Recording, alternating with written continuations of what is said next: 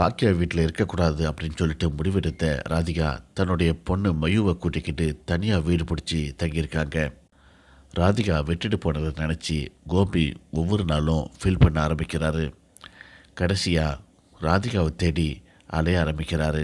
ஒவ்வொரு நாளும் ராதிகாவை தேடி அலைஞ்சு அலைஞ்சி ராதிகாவை கண்டுபிடிக்க முடியாமல் மன உளைச்சலில் திரும்ப திரும்ப தண்ணி அடிச்சிட்டு வீட்டுக்கு வராரு. ஒரு நாள் திடீர்னு ராதிகாவை சந்திக்கிறாரு. ராதிகா கிட்ட எவ்வளவோ ரிக்வெஸ்ட் பண்ணி கேட்குறாரு.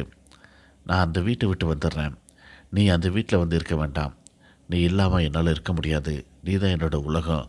மயு எப்படி இருக்கிறா, நம்ம எல்லாருமே ஒன்றா திரும்பவும் தனியாக ஒரு வீட்டில் இருப்போம், நீ பாக்கிய வீட்டுக்கு வர வேண்டாம் அப்படின்னு சொல்லிட்டு ராதிகா கிட்ட கோபி ரிக்வெஸ்ட் பண்ணி கேட்குறாரு.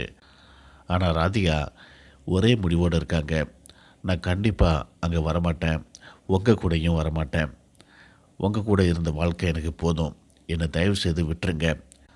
அப்படியே நான் உங்கள் கூட வந்தாலும் கொஞ்ச நாளைக்கு நீங்கள் என் கூட இருப்பீங்க, உங்கள் வீட்டை பற்றியே பேசிகிட்டு இருப்பீங்க, திரும்பவும் அம்மாவை பார்க்க போகிறேன்ட்டு அங்கே போயிடுவீங்க. எங்கள் கதை என்ன வருது, நாங்கள் எப்பவும் போலவே தனியாகவே இருந்துக்கிறோம், நீங்கள் தயவு செய்து எங்களுடைய வாழ்க்கையில் வரவே வேண்டாம் அப்படிங்கிற மாதிரி ரொம்ப ஹார்ஸாக பேசுகிறாங்க. ராதிகா பேசுனதையே நினச்சி பார்த்துக்கிட்டு கோபி ரொம்ப வருத்தத்தோட வீட்டுக்கு போகிறாரு.